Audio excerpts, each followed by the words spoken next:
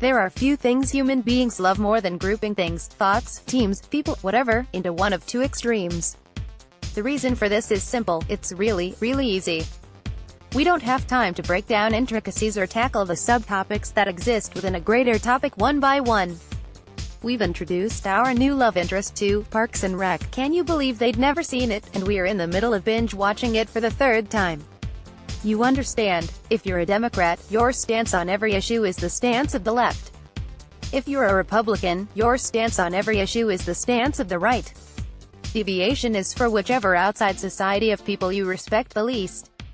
And that game your favorite team just played? It wasn't just okay. It was the worst game you've ever seen in your life, or the best game you've ever seen in your life. The phenomenon has even seeped into March Madness, where fans of America's greatest postseason have become split when it comes to tournament preference.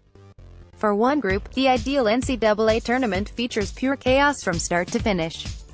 A 16 seed defeating a 1 seed for the first time ever is a nice start, but the tournament loses its luster if that type of unpredictability doesn't continue all the way through Championship Monday.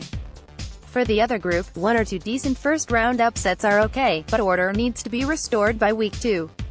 We need Sweet 16 and regional final showdowns featuring the tournament's top seeds and the sport's biggest names. And as for the Final Four, the ideal scenario is all 4 no. Seeds duking it out in the national semifinals and the survivors of those games going at it for the sport's ultimate prize.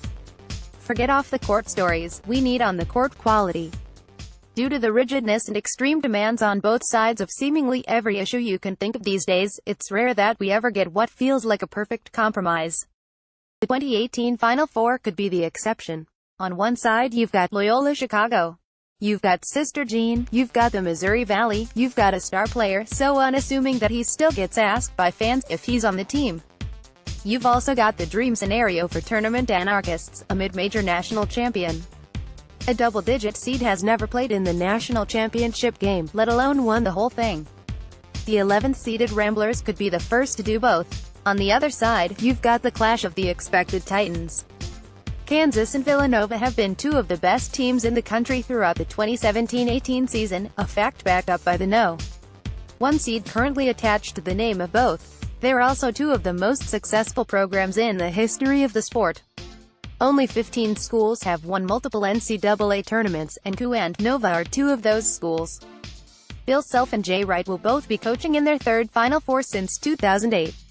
They've both also won 1 national championship. Next weekend in San Antonio is going to give us the best of both worlds. This doesn't happen often in life, and it happens even less often at the Final Four. Typically when Cinderella makes it all the way to the final weekend of the tournament, the great underdog is a power conference team that underachieved for most of the season before getting hot at the right time. On the rare occasion that a true mid-major has done the unthinkable, 2006 George Mason, 2011 VCU, there hasn't been a single no. 1 seed present with them at the Final Four. It's time to broaden our horizons, America. It's time to acknowledge the fact that we are complex creatures and capable of being lumped into one of two all-encompassing groups for each and every societal debate. It's time to enjoy and embrace the good parts of each of two seemingly conflicting ideologies.